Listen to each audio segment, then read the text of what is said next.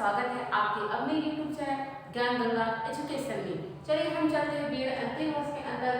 हमारा सब्जेक्ट है लिंग विद्यालय एवं समाज। तो इसमें हम पढ़ेंगे नारीवाद के प्रकार।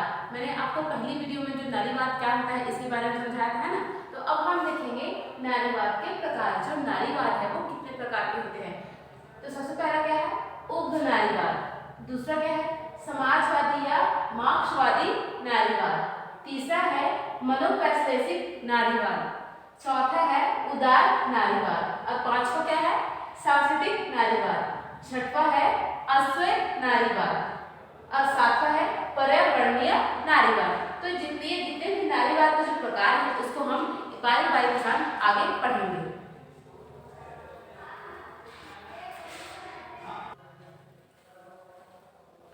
चलिए अब हम देखते हैं उग्र नारीवाद, है ना। उग्र नारीवाद को अंग्रेजी में रेडिकल फेमिनिस्ट भी कहते हैं। चलिए अब इनको विस्तार से जानते हैं। 1960 के दशक में यूरोप में क्रांतिकारी नारीवाद का जन्म हुआ। देखिए सन 1960 के दशक में यूरोप में क्या हुआ, एक क्रांतिकारी नारीवाद का जन्म हुआ। क्रांतिकारी अर्थात जो महिलाओं का जो समूह था वो एक क्रांतिकारी के रूप में क्या किया, एक नारीवाद का क्या हो जन्म हुआ सन 1960 के दशक में और यूरोप में। यह नया नारीवाद केवल कानूनी समानता नहीं चाहता और न ही वर्ग के मुद्दों को उठाती है।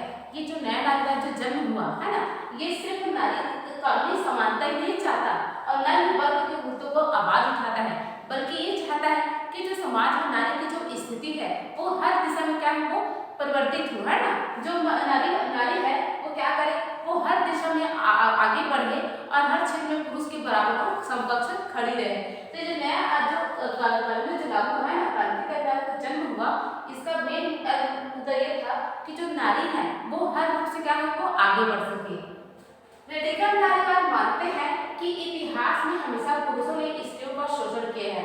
जो रेडिकल नारीवाद है ना, उग्र नारीवाद ये जानता है ना, वो हमेशा से मानता है कि जो रेडिकल नारीवाद है ये हमेशा से मानता है कि जो पुरुष होते हैं, है ना, वो क्या करते हैं, वो महिला पर वो हमेशा ही उनका शोषण करते आए हैं। तो जो रेडिकल नारीवाद के तहत हम मानते हैं कि जो पुरुष होते हैं उन्होंने सिर्फ महिलाओं पर सिर्फ उनका दमन ही किया है, उनका शोषण ही किया है।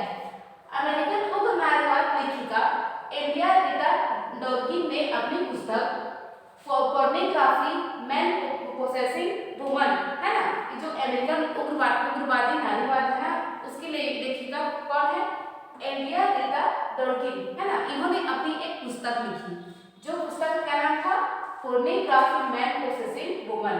तो ये जो उग्र नारीवाद की जो लेखिका थी, है ना, उन्होंने लिखा अपनी पुस्तक में लिखा है कि हमारी संस्कृति में स्त्री शरीर का कोई भाग ऐसा नहीं है जो स्पर्श ना किया हो। अर्थात इनका कहने का मतलब ये है कि हमारा समाज स्त्री का कोई ऐसा भी उसको वो नहीं है जो स्पर्श ना किया हो। कहने का मतलब ये है कि स्त्री को ऐसा कोई क्षेत्र नहीं है जहाँ स्त्री को दमन और शोषण ना किया गया हो।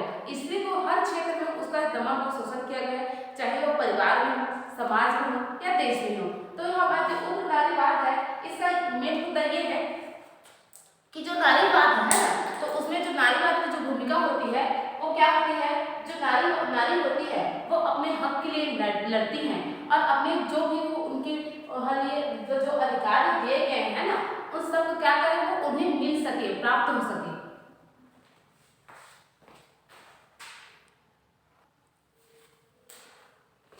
देखिए जो उग्र नारीवाद है इसके आधार पर महिलाओं को क्या हुआ, उन्हें आर्थिक रूप से स्वतंत्रता तो प्राप्त हुई, लेकिन क्या है, एक जो महिला होती है ना, उसके परिवार में क्या होता है, वो किसी की बहन है, वो किसी की माँ है, वो किसी की बेटी है। तो एक जो लड़की होती है उसकी जो परिवार के प्रति जो भूमिका होती है उसको वो कभी नहीं छोड़ पाती। मतलब कि वो जो परिवार के प्रति उसकी जो भी भूमिका होती है वो उसका निर्वहन करती है। तो ये जो उग्र नारीवाद है, ये जो नारीवाद के तहत क्या होता है, जो उनके खिलाफ जो भी कार्रवाई किए जाते हैं ना, नारी को हर क्षेत्र में पुरुष से पीछे समझा जाता है ना, और क्या करते हैं, जो पुरुष उसका शोषण करते हैं उनके खिलाफ आवाज उठाने का कार्य उग्र नारीवाद के तहत किया जाता है।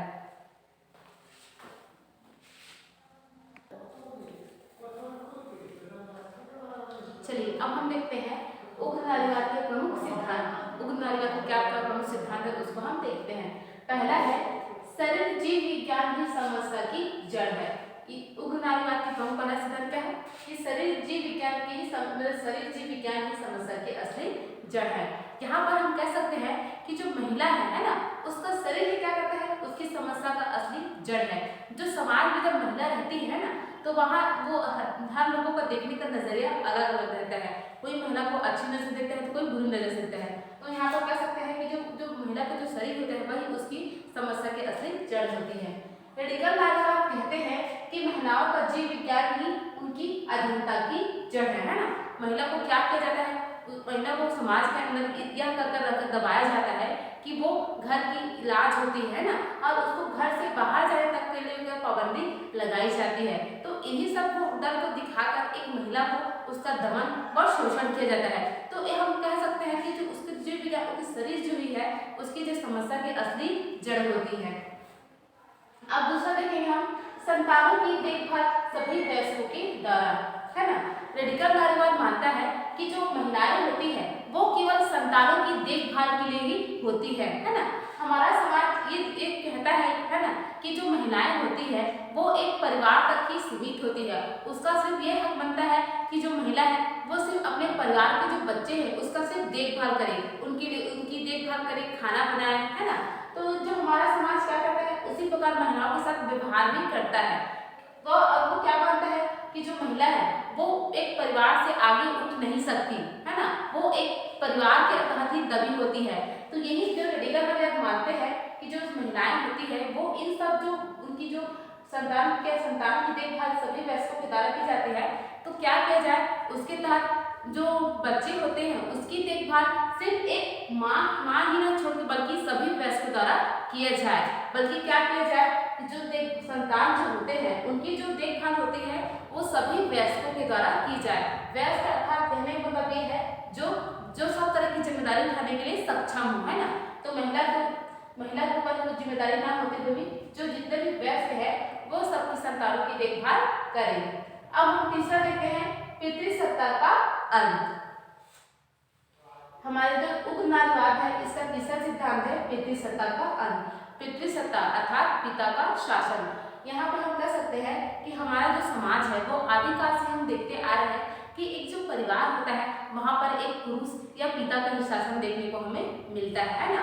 घर की जितनी भी जिम्मेदारियां होती है, घर को चलाना, है ना, तो ये जब क्या पिता या पुरुष के हाथों में होता है। और जो महिलाएं होती है वो केवल खाना बनाने या बच्चों की देखभाल करने, ये सब काम के लिए महिलाओं को देखा जाता है। और घर की जो समस्याएं होती है या कुछ करना होता है उसमें महिलाओं की जो राय होती है उन्हें नहीं लिया जाता। तो ये क्या है, पितृसत्ता का अंत। जो रेडिकल नारीवाद ये मानता है कि समाज में जो चली आ रही परंपरा है ना, पितृसत्ता समाज है, उसका अंत किया जाए। अब चौथा देखते हैं, पुरुषों पर आश्रित न होना। मैंने आपको बताया कि जो हम आदिकाल से देखते हैं कि हमारा जो परिवार है वो एक पितृसत्ता के हाथों में होता है। तो यही सब क्या होता है, हमारा जो समाज होता है वो पुरुष पर आश्रित न होकर, क्या एक महिला क्या है पुरुष पर आश्रित न होकर वो स्वयं आगे बढ़े, है ना, और क्या करे, अपने परिवार का भरण पोषण करे व समाज में वो आगे उठे। तो यही एक रेडिकल नारीवाद मानता है कि महिला क्या करे, पुरुषों पर आश्रित न होकर अपने स्वयं सक्षम होकर वो समाज में अपना खुद का नाम रोशन करे और अपने समाज का नाम रोशन करे। अब पांचवा देखते हैं, यौन गुलामी का शिकार। यहाँ पर पांचवा है यौन गुलामी का शिकार। जो महिलाएं होती हैं वो अधिकतर हमें देखने को मिलता है कि वो यौन का शिकार हो जाते हैं। आए दिन हमें सुनने को मिलता है कि अमुक लड़की का बलात्कार हो गया या उन्हें कहीं जाने से रोक दिया गया। तो ये हम यौन गुलामी के शिकार के तहत हम कह सकते हैं कि जो महिलाएं होती हैं उन्हें समाज में विभिन्न तरह से क्या किया जाता है, उनको शोषण किया जाता है, उन्हें प्रताड़ित किया जाता है, उन्हें शिक्षा से भी वंचित रखा जाता है। अगर महिला क्या करती है, अगर वो शिक्षा प्राप्त करने के लिए किसी संस्था में जाती है या स्कूल विद्यालय जाती है तो हमें देखने को मिलता है कि कई लोग क्या करते हैं, उन्हें डराते हैं, धमकाते हैं या क्या करते हैं, उन्हें यौन हिंसा का भय दिखाते हैं। तो इस डर से क्या करती है, जो महिलाएं होती हैं यौन हिंसा के डर के कारण क्या करती है, वो विद्यालय नहीं जा पाती और अपनी जो शिक्षा है उसको भी पूरी वो नहीं कर पाती। तो इस तरह क्या है, जो रेडिकल नारीवाद मानता है कि महिला जो होती है ना, वो यौन गुलामी से ऊपर उठकर अपने हर अधिकार के लिए वो लड़े, आगे बढ़े तथा अपने समाज में एक अलग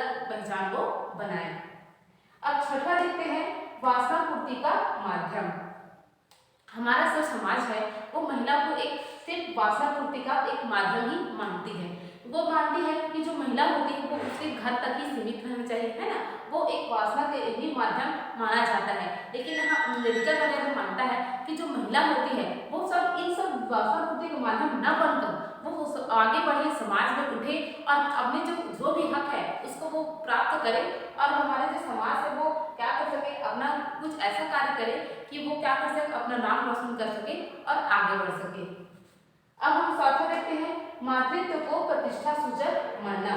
देखिए हमारा सातवां सिद्धांत क्या है, मातृत्व को प्रतिष्ठा सूचक मानना। अर्थात हमारा समाज क्या है, अगर कोई लड़की शादी होकर कहीं अपने ससुराल जाती है तो उसके क्या है, शादी के बाद वो मानता है कि उसे बच्चा देना जरूरी है, मतलब एक माँ बनना। हमारा समाज मानता है कि जो लड़की माँ बनती है वही क्या होती है, नारी होती है। तो ये भी सोच एक गलत होता है कि कभी कभी कोई स्त्री क्या होती है, किसी कारणवश, है ना, क्या बन को मां नहीं बन पाती है, तो उसे क्या, उस समाज में तरह तरह की उन्हें गाली गलौज दी जाती है, उन्हें विभिन्न तरह से प्रताड़ित किया जाता है। तो हमारा समाज क्या करता है, अगर वो लड़की मां नहीं बन पाती है तो उन्हें विभिन्न तरह से प्रताड़ित किया जाता है, और यही जो प्रतिष्ठा सूचक है उसे समाज में एक सूचक दे दिया जाता है। मतलब वो अगर लड़की है, अगर शादी को चाहती है तो उसे मातृत्व सुख प्राप्त करना ही है, तभी वो एक लड़की कहलाएगी। तो हमारा समाज इन्हीं पुरानी जो विचारधारा है उससे वो चलता है। वो ये नहीं देखता कि वो लड़की क्या चाहती है ना, क्या करना चाहती है, किस तरह वो समाज में आगे बढ़ सकती है, ये सब को नहीं देखता है, बल्कि वो अपना एक अलग राय बना लेता है कि एक लड़की है तो वो शादी होकर जाएगी और वो बच्चा देना बहुत जरूरी है। तो इस तरह के जो हमारा समाज है वो सोचता है और लड़की को आगे बढ़ने नहीं देता, बल्कि क्या करता है, उसको घर के अंदर ही रख कर उसे विभिन्न तरह से प्रताड़ित करता है, या उसे सिर्फ बच्चा संभालने, घर का खाना बनाने, यही सब के लिए वो लड़की को माना जाता है।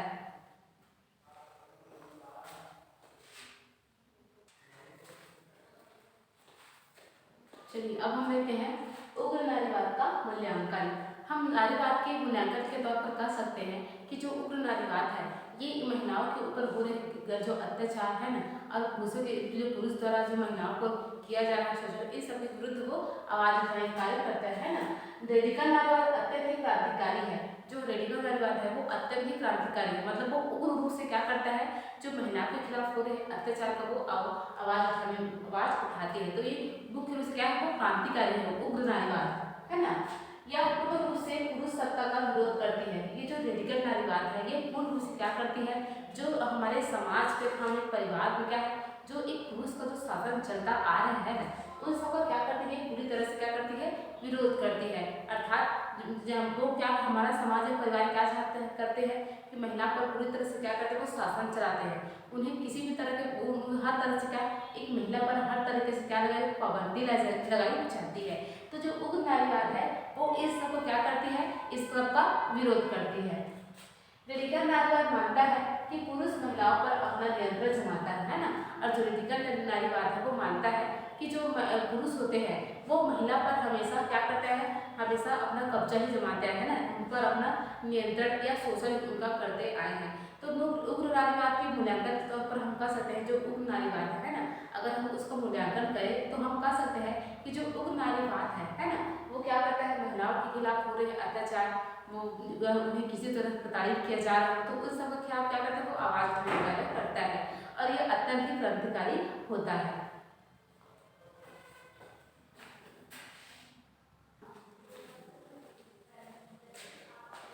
चलिए अब हम देखते हैं दूसरा, समाजवादी या मार्क्सवादी नारीवाद। हम पहले देखे थे उग्र नारीवाद, है ना, इसके बारे में हम जाना पड़ा। अब हम दूसरे देखेंगे समाजवादी या मार्क्सवादी नारीवाद। समाजवाद तथा मार्क्सवाद के उदय के साथ पूंजीवाद के खिलाफ सर्वहारा वर्ग का संघर्ष प्रारंभ हुआ। देखिए समाजवाद तथा मार्क्सवाद, है ना, इसके उदय के साथ साथ ही जो पूंजीवाद है ना, पूंजीवाद के खिलाफ भी जो सर्वहारा वर्ग है ना, उन्होंने क्या किया, संघर्ष प्रारंभ किया, है ना। उसके जो पूंजीवाद है उसके खिलाफ संघर्ष प्रारंभ किया। सर्वहारा वर्ग मतलब सभी वर्ग के लोगों ने क्या किया, पूंजीवाद के खिलाफ आवाज उठाना प्रारंभ किया, है ना। और ये सब प्रारंभ कब हुआ, तो समाजवाद या मार्क्सवाद के उदय के साथ ही इसका भी वो जो पूंजीवाद है उसके खिलाफ भी आंदोलन प्रारंभ हुआ। समाजवादी नारीवाद ग्राम पंचायत, विधानसभा तथा संसद में स्त्रियों के सशक्तिकरण का प्रयास द्वारा जेंडर गैर बराबरी को कम करना चाहता है। जो समाजवादी है ना, समाजवादी नारीवाद, वो क्या चाहता है, जो महिलाएं हैं वो परिवार तक ही नहीं बल्कि विधानसभा है ना, ग्राम पंचायत, सभी जगह क्या कर सके, वो इस पुरुषों के बराबर खड़े हो सके। तो ये जो समाजवादी नारीवाद है वो इसका मेन मुद्दा ये है कि जो महिलाएं हैं उनको उसे समाज में क्या मिले, वो उसे कोई जो पुरुष को स्थान मिलता है ना, वही स्थान एक महिला को भी मिले। तो ये जो समाजवादी नारीवाद है वो इसी खिलाफ वो काम करता है ना। तो इसका मेन मुद्दा यही है कि जो नारी है ना उसके सशक्तिकरण में क्या करता है, ये सहयोग प्रदान करता है।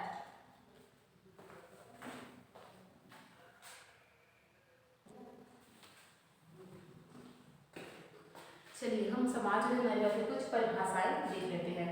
पहला है लेनिन के अनुसार, स्त्रियों के लिए पूर्ण स्वतंत्रता हासिल किए बिना है ना सर्वाहारी अपनी पूर्ण स्वतंत्रता नहीं हासिल करता। अर्थात लेनिन जी का कहना है ना, जो लेनिन जी वो कह रहे हैं कि जो स्त्री के लिए क्या है, अगर स्त्री को समाज में पूर्ण स्वतंत्रता प्राप्त नहीं होगी है ना, प्राप्त नहीं होगी, तब तक जो सर्वाहारी है ना, वो क्या कर सके, अपनी जो मुद्दा है उसे वो प्राप्त नहीं कर सकते। तो लेनिन जी का यही कहना है कि अगर स्त्री को अगर समाज में पूर्ण स्वतंत्रता प्राप्त होगी है ना, तभी क्या है, जो सर्वाहारी जो वर्ग है वो क्या करेगी, अपनी पूर्ण स्वतंत्रता हासिल कर पाएगी।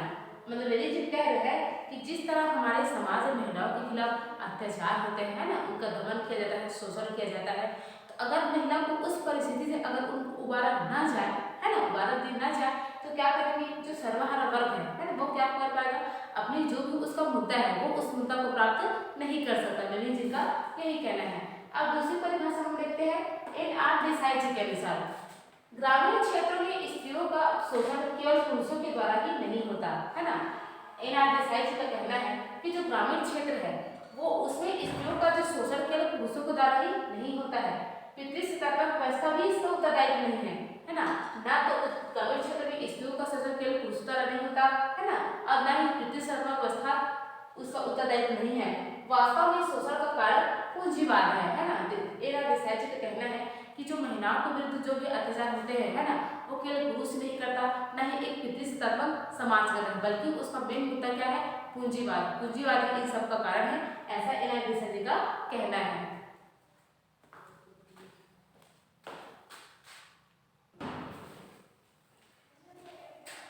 चलिए अब हम देखते हैं समाजवादी या मार्क्सवादी नारीवाद के सिद्धांत या अवधारणा। सबसे पहले क्या है, आर्थिक संसाधनों पर स्त्री का अधिकार। हमारे समाज के अंदर क्या है, महिलाओं को जिस प्रकार उस घर के अंदर प्रताड़ित किया जाता है, उसी प्रकार आर्थिक संसाधनों पर भी क्या है, स्त्री को अधिकार नहीं माना जाता है ना। उन्हें हर तरह से क्या भी प्रताड़ित ही किया जाता है। उन्हें आर्थिक संसाधनों के जो है ना, आर्थिक संसाधन उन पर भी क्या होता है, महिलाओं का अधिकार नहीं समझा जाता, और उन पर जो शोषण है वो एक समाज के द्वारा किया जाता है। अब हम दूसरा लेते हैं घरेलू श्रम को महत्व। हमारा जो समाजवादी जो नारीवाद है वो मानता है कि महिलाएं अगर घर में काम करती है तो पुरुषों की तरह क्या है, उस कार्य को छोटा समझा जाता है ना। जो महिलाएं घर में घरेलू काम करती है उस कार्य को दूसरों की नजर में क्या है, वो उसे छोटा मानते हैं। तो उनके जो घरेलू श्रम करते हैं उसको भी महत्व प्रदान किया जाना चाहिए, ताकि जो महिलाएं हैं है ना, वो भी अपने कार्य के प्रति क्या कर सके, वो उसे अच्छे से अच्छा कर सके, और समाज में अपने घरेलू कार्य के बदल वो अपना एक अलग पहचान वो बना सके। अब हम तीसरा देखेंगे स्त्रियों को सर्व शक्ति मानना। हमारे समाज में क्या होता है, जो स्त्रियां होती हैं उन्हें सर्व शक्ति नहीं माना जाता। अर्थात कहने का मतलब ये है कि जो हमारा समाज महिला को एक क्या होता है, महिला को शक्ति के रूप में नहीं देखा जाता। अर्थात उन्हें अगर कोई कार्य वो करना चाहती है तो उस कार्य के लिए महिला को छोटा समझा जाता है ना, या उस कार्य के काबिल नहीं समझा जाता, और उसकी शक्ति का क्या है अवमानना की जाती है। तो इस प्रकार क्या है, जो हमारा समाज में नारीवाद है वो स्त्रियों के श्रम को सर्व शक्ति को मानने के लिए प्रेरित करता है। अब हम चौथा देखेंगे स्त्रियों के शोषण को रोकना। हमारा समाजवादी नारीवाद ये चाहता है कि जो स्त्रियों के खिलाफ जो हो रहे जो शोषण है ना, उसको रोकना। जो समाजवादी नारीवाद है वो स्त्रियों के खिलाफ हो रहे जो जितने भी शोषण है ना, या उसको दबाया जाता है या उन्हें शिक्षा से वंचित रखा जाता है ना, तो ये सब रोकने का कार्य समाजवादी नारीवाद करता है। तो स्त्रियों के शोषण को रोकना समाजवादी नारीवाद का एक अहम मुद्दा है। अब पांचवा देखते हैं समान कार्य समान वेतन।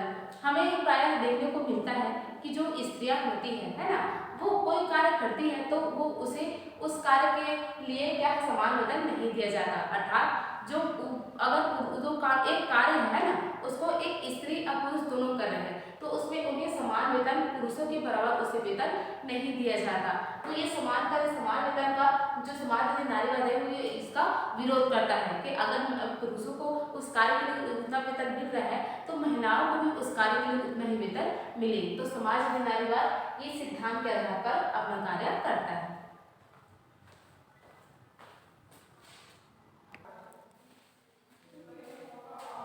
चलिए अब हम देखते हैं तीसरा पर्यावरणीय नारीवाद। इससे पहले हमने उग्र नारीवाद है ना और समाजवादी नारीवाद पढ़ा, अब हम पढ़ेंगे पर्यावरणीय नारीवाद। पर्यावरणीय नारीवाद स्त्री तथा प्रकृति को एक समान मानते हुए प्रकृति की रक्षा को अधिक महत्व देते हैं। देखिए जो पर्यावरणीय नारीवाद है वो प्रकृति और नारी को एक समान मानते हैं, है ना, नारी और प्रकृति को एक समान मानते हैं और कहते हैं कि इन दोनों की रक्षा करनी चाहिए, है ना, एक नारी की भी और प्रकृति की। अगर एक नारी की रक्षा न की जाए तो हमारा समाज आगे बढ़ पाएगा? नहीं बढ़ पाएगा। उसी प्रकार अगर प्रकृति का हम निरंतर दोहन करें, है ना, उसे विभिन्न प्रकार से प्रकृति का नष्ट करें, हम प्रदूषण फैलाएं, तो इससे क्या है, तो हमारा जो हम आगे विकास नहीं कर सकते। तो एक हमारे अगर समाज को चलना है ना, समाज में रहना है, तो हमें हर तरह से क्या है अपने आप को सुरक्षित रखना भी होगा, अपनी प्रकृति को भी सुरक्षित रखना होगा और महिलाओं को भी सुरक्षित रखना होगा। पर्यावरणीय नारीवाद मानते हैं कि प्रकृति पर आधिपत्य पुरुषवाद का ही परिणाम है ना। पर्यावरणीय नारीवाद मानता है कि जो पुरुषवाद है ना वो ही क्या करता है, वो जो प्रकृति पर अपना आधिपत्य जमाता है ना। इसमें क्या है, जो पर्यावरणीय नारीवाद है ना, वो मानता है कि जो हमारी प्रकृति पर जो आधिपत्य है वो एक पुरुषवाद का ही परिणाम है। पुरुष जिस प्रकार महिलाओं को नियंत्रित करते हैं उसी प्रकार प्रकृति को भी नियंत्रित करने का प्रयास करता है ना। हमारे समाज में देखा जाता है कि जो पुरुष होते हैं, है ना, वो क्या करते हैं, महिला पर अपना नियंत्रण जमाते हैं, उसे विभिन्न प्रकार से प्रताड़ित करते हैं, है ना। तो अब उन्हें एक तुच्छ कार्य के लिए समझा जाता है और अपने एक वासना का ही माध्यम से समझा जाता है। तो हमारा तो उसी प्रकार क्या करता है, तो पुरुष जिस प्रकार महिला पर अपना शासन जमाता है, नियंत्रण करता है, उसी प्रकार पर्यावरण पर भी अपना नियंत्रण जमाना को चाहता है और उसका क्या करता है और पर्यावरण को विभिन्न प्रकार से उसको हानि पहुंचाता है। पर्यावरणीय नारीवाद के द्वारा प्रकृति के विरुद्ध हिंसा को मुख्यता से उठाया गया, है ना।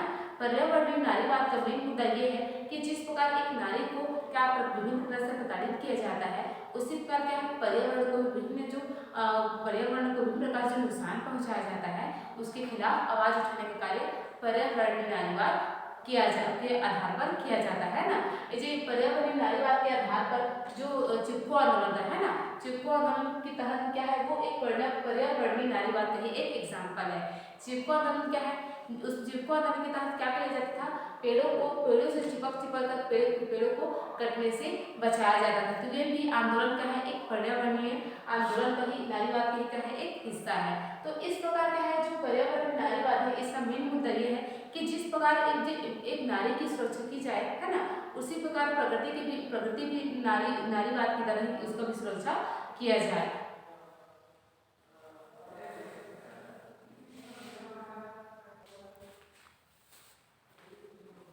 चलिए अब हम देखते हैं अश्वेत नारीवाद, है ना। अश्वेत नारीवाद मतलब इस नारीवाद के तहत क्या, जो श्वेत महिलाएं थी या पुरुष थे, वे अश्वेत महिलाओं या पुरुषों पर क्या करते, अत्याचार करते थे।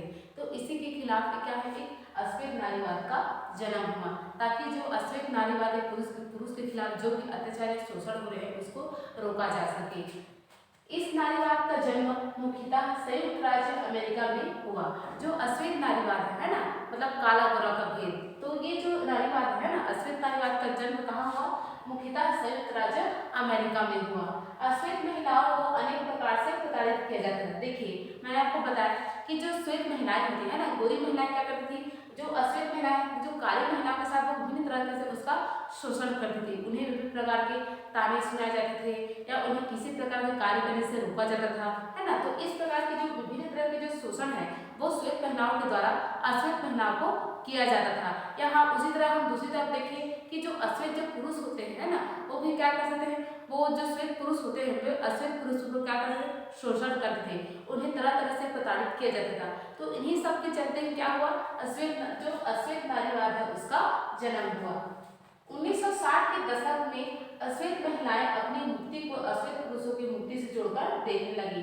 1960 के दशक में क्या हुआ, जो अश्वेत महिलाएं थी, है ना, वो अपनी मुक्ति को अश्वेत पुरुषों के वो मुक्ति से जोड़कर अपने आप को देखने लगी।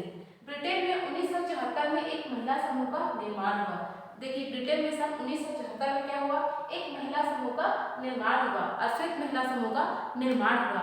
और ये जो समूह था वो अश्वेत महिलाओं के खिलाफ हो रहे अत्याचार, शोषण, ये सब को रोकने का कार्य करता था, ताकि जो श्वेत महिलाएं हैं, है ना, वो अश्वेत महिलाओं का शोषण न कर सके। इसके लिए तरह तरह के आंदोलन भी चलाए गए, है ना, ताकि ये जो शोषण है वो उसे रोका जा सके।